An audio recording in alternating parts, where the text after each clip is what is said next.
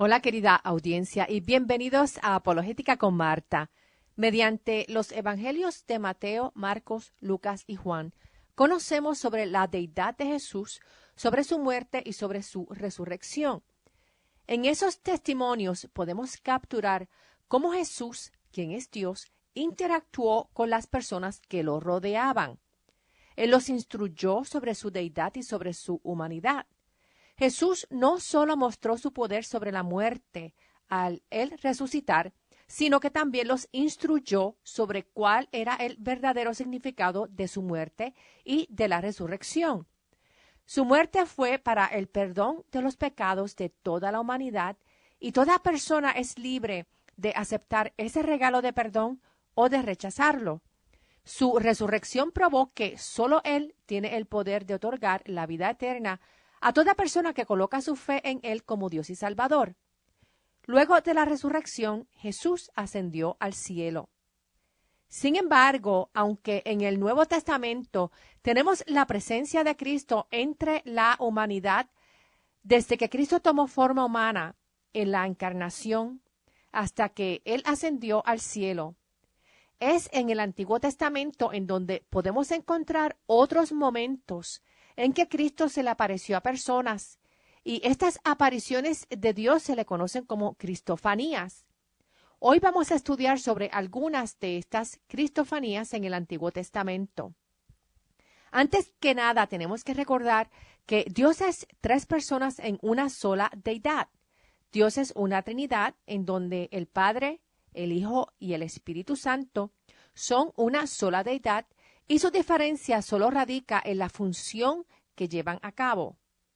En el Antiguo Testamento encontramos apariciones de Dios. A estas apariciones, dependiendo de cómo se manifiestan, se les conocen como teofanías o cristofanías. Según el teólogo John Walvoord, él indica que las teofanías se refieren específicamente a Cristo y que se limitan a las apariciones de Cristo en forma de hombre o de ángel, como cuando se refiere al ángel del Señor. Mientras que las apariciones o teofanías de Dios que no son en forma humana se conocen como el Shekinah, y que es la gloria de la presencia divina de Dios. Según Walvoord, la teofanía principal del Antiguo Testamento es la aparición del ángel de Jehová, la cual es el Hijo de Dios apareciendo en forma de ángel. Si leemos en Josué capítulo 5 versos 13 al 15, allí encontramos una cristofanía en donde el ángel de Jehová se le apareció a Josué. Josué tomó el liderato del pueblo judío luego de Moisés, y fue Josué quien, bajo la orden de Dios, los dirigió para tomar la tierra prometida por Dios. Los versos en Josué capítulo 5 del 13 al 15 leen: Un día en que Josué estaba cerca de Jericó, de pronto levantó la vista y vio delante de él a un hombre con una espada desenvainada en la mano. Se acercó a él y le preguntó: ¿Eres uno de los nuestros o eres de nuestros enemigos? El hombre respondió: Ni lo uno ni lo otro. Estoy al mando del ejército del Señor, y por eso he venido. Entonces Josué se inclinó con el rostro en la tierra y lo adoró, mientras decía: ¿Qué órdenes tiene mi señor para este siervo suyo? El comandante del ejército del Señor le respondió: Quítate las sandalias de tus pies, porque estás pisando un lugar sagrado. Y Josué obedeció. Cuando Moisés huyó de Egipto, Éxodo capítulo 3 nos dice que Moisés un día estaba apacentando las ovejas en Joreb, que era el monte de Dios. Y allí el ángel de Jehová se le apareció a Moisés en una llama de fuego en medio de una zarza ardiente. Cuando Moisés se acercó a la zarza ardiente, Jehová le dijo que se quitara su calzado porque estaba pisando tierra santa. Ese fue el comienzo del llamado a Moisés para él servir como líder y liberar al pueblo judío de la esclavitud en Egipto. Entonces, cuando leemos sobre el llamado de Josué para él tomar la tierra santa para el pueblo judío, fue el mismo ángel de Jehová con el título del comandante del ejército del Señor, quien se le apareció a Josué, quien santificó la tierra en donde estaba parado, y a quien Josué le rindió adoración. De la misma manera que Moisés le rindió adoración al ser que se le apareció en la zarza ardiente. Aquí vemos que Cristo tomó forma de hombre y llevaba una espada desenvainada. Josué entonces obedeció las órdenes de Jehová y conquistó la ciudad de Jericó. En Génesis 16, versos 7 al 13, tenemos la historia de la aparición del ángel del Señor a Agar. Sara, la esposa de Abraham, no podía tener hijos, aunque Dios le había prometido un hijo. Ella no esperó la promesa del Señor y le dijo a su sierva Agar que tuviera relaciones con Abraham para, mediante ella, proveerle una descendencia a Abraham. Pero luego que Agar concibió, Sara la echó de la casa porque le dio muchísimos celos. En Génesis 16, versos 7 al 13 dice, pero el ángel del Señor la encontró, refiriéndose a Agar, junto a un manantial en el desierto, que es el manantial que está en el camino a Shur, y le dijo, Agar, sierva de Sarai, ¿de dónde vienes y a dónde vas? Y ella respondió, estoy huyendo de Sarai, mi señora. El ángel del Señor le dijo, regresa con tu señora y ponte en sus manos. Además, el ángel del Señor le dijo, voy a multiplicar tu descendencia. Llegarán a ser tantos que no podrán ser contados. El ángel del Señor también le dijo, tú has concebido y darás a luz un hijo. Le pondrás por nombre Ismael, porque el Señor ha oído tu aflicción. Será un hombre indómito, luchará contra todos, y todos lucharán contra él. Pero, a pesar de todos sus hermanos, establecerá su residencia. Como el Señor le había hablado, ella le dio este nombre. Tú eres el Dios que ve. Pues dijo, ¿acaso no he visto aquí también al que me ve? Y al manantial lo llamó pozo del que vive y me ve. Ese pozo está entre Cedes y Beret. Agar dio a luz un hijo de Abraham, y éste le puso por nombre Ismael.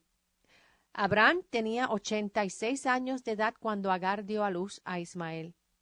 En Génesis 22, Dios le ordenó a Abraham que sacrificara a Isaac, pero dentro de la teología del Islam, ellos indican que fue Ismael a quien Dios pidió sacrificar y es el hijo de la promesa. De esta manera, los musulmanes justifican negarle la tierra prometida a los judíos. Sin embargo, en Génesis 22, verso 2, se indica claramente que Isaac es el hijo de la promesa. El verso dice, y Dios le dijo, toma ahora a Isaac, tu único hijo, al que tanto amas, y vete a la tierra de Moriah. Allí me lo ofrecerás en holocausto, sobre uno de los montes que yo te diré.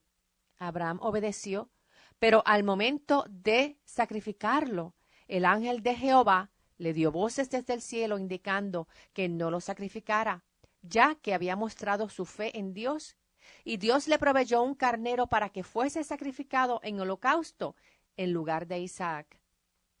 El ángel del Señor también se aparece para traer advertencias y juicio a un pueblo desobediente e idólatra.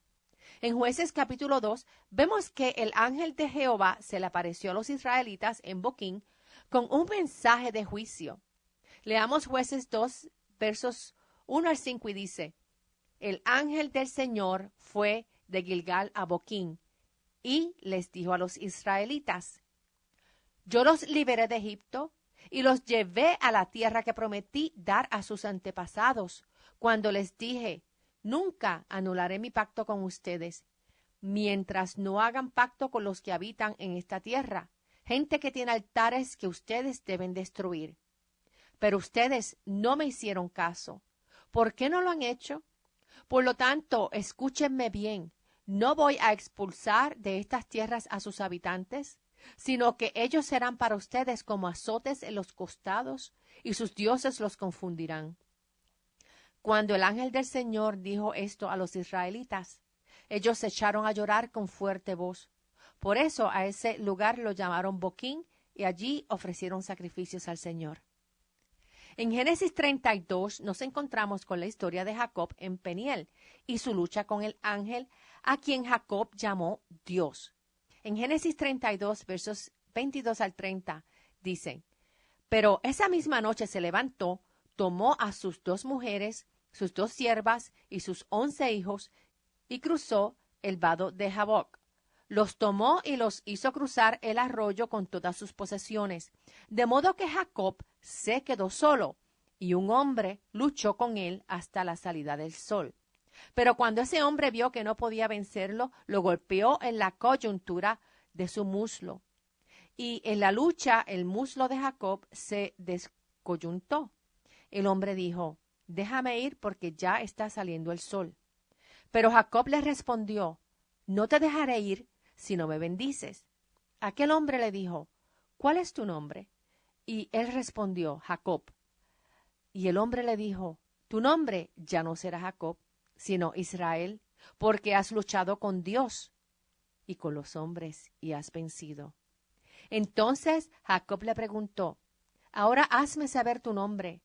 Y aquel hombre respondió: ¿Para qué quieres saber mi nombre? Y lo bendijo allí. A ese lugar Jacob le puso por nombre Peniel, porque dijo: He visto a Dios cara a cara y sigo con vida.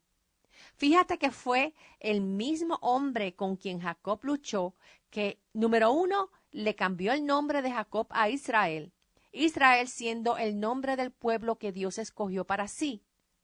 Anteriormente vimos en Génesis 17, verso 5, que Dios cambió el nombre de Abraham por Abraham, porque lo puso por padre de muchedumbre de gentes. Jesús, quien es Dios, también le cambió el nombre a Simón Pedro. En Juan 1, verso 42, dice que Jesús, quien al ver a Simón, le dijo: Tú eres Simón, el hijo de Jonás. Tú serás llamado Cefas, que quiere decir Pedro. Y número 2, vemos en el verso 28, que dice que Dios mismo le dijo a Jacob que luchó con Dios. Nuevamente el verso dice: Y el hombre dijo: Tu nombre ya no será Jacob, sino Israel, porque has luchado con Dios y con los hombres y has vencido.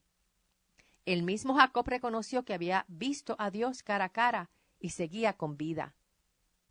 En otra ocasión, el ángel del Señor se le apareció a Gedeón.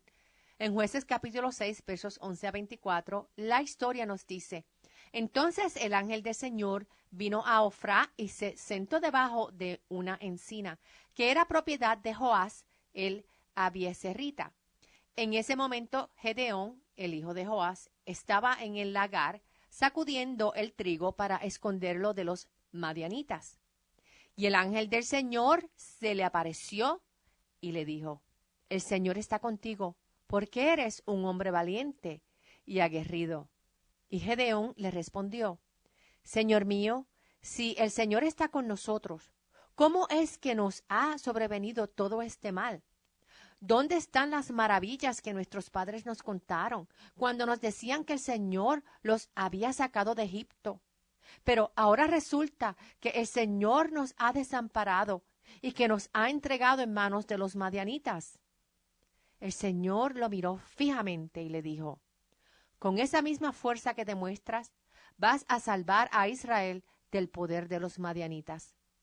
¿Acaso no soy yo quien te está enviando? Cuán maravilloso es cuando el Señor mismo nos encomienda algo y nos asegura la victoria. El Dios de Gedeón es nuestro Dios Jesús, que día a día nos encomienda a servicio y nos da la victoria. Y la historia continúa. Pero Gedeón le respondió: Mi Señor, ¿y cómo voy a salvar a Israel? Yo soy de la familia más pobre que hay en Manasés, y en la casa de mi padre soy el más pequeño. El Señor le dijo: Confía en mí, porque yo estoy contigo.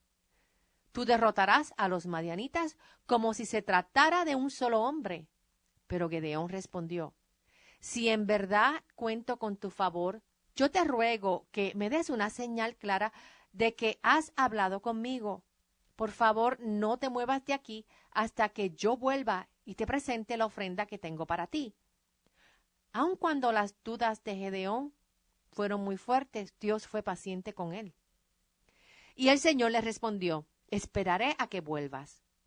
Gedeón fue entonces y preparó un cabrito, tomó 20 litros de harina para hacer panes sin levadura, y luego puso la carne en un canastillo y el caldo en una olla, y todo esto lo llevó y lo puso debajo de la encina.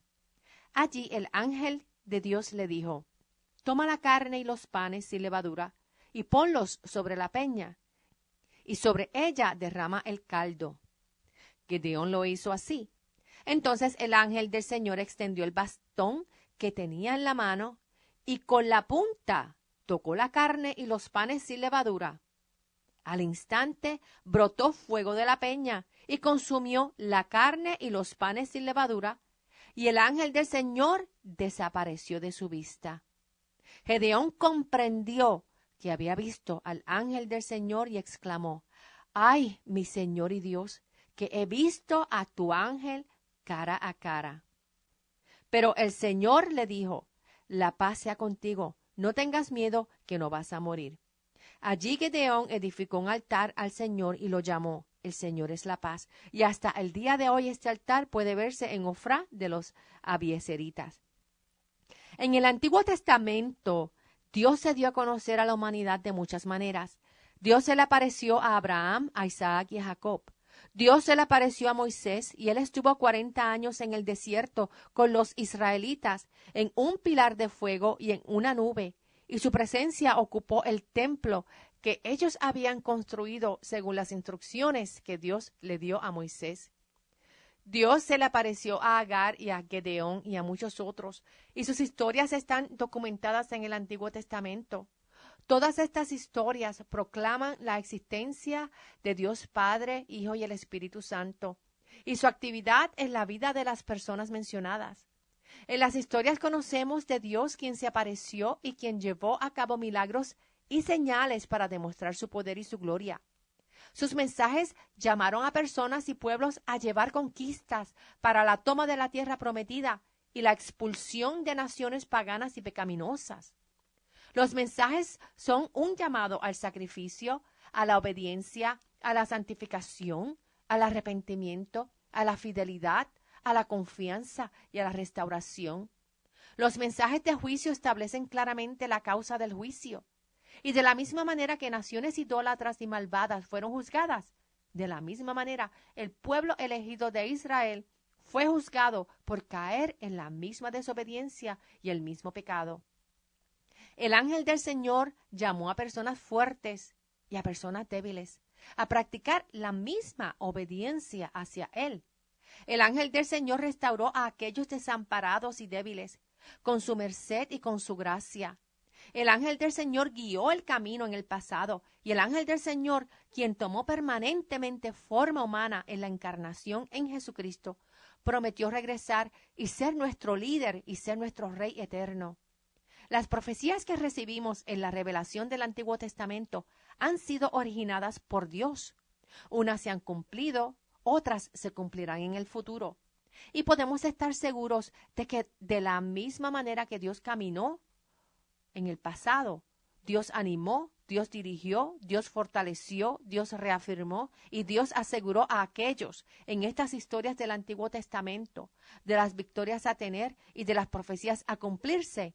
De esa misma manera, las profecías que tenemos sobre el regreso de Cristo, sobre la resurrección y sobre la vida eterna que recibiremos, todas estas promesas y profecías se cumplirán. En Apocalipsis 1, verso 8 dice, Dios, el Señor dice, yo soy el Alfa y la Omega, el principio y el fin, el que es, el que era y el que ha de venir. Soy el Todopoderoso. En medio de las tormentas que enfrentamos en la vida, podemos descansar en la promesa de Dios de que todas las cosas serán hechas nuevas. Y sí estaremos disfrutando de la presencia y del amor de quien creó todas las cosas. Recuerda que Jesús te ama de una manera infinita y solo Él tiene el poder de restaurar tu vida del pecado y de hacer todas las cosas nuevas en tu vida. Te invito a que visites mi página en línea apologeticaconmarta.org y mis páginas en Facebook y mi canal en YouTube, en donde puedes encontrar todos mis programas radiales y muchos otros recursos que te ayudarán a conocer la palabra de Dios y también a defender la fe utilizando la apologética cristiana. Que Dios los bendiga y hasta el próximo programa. Chao.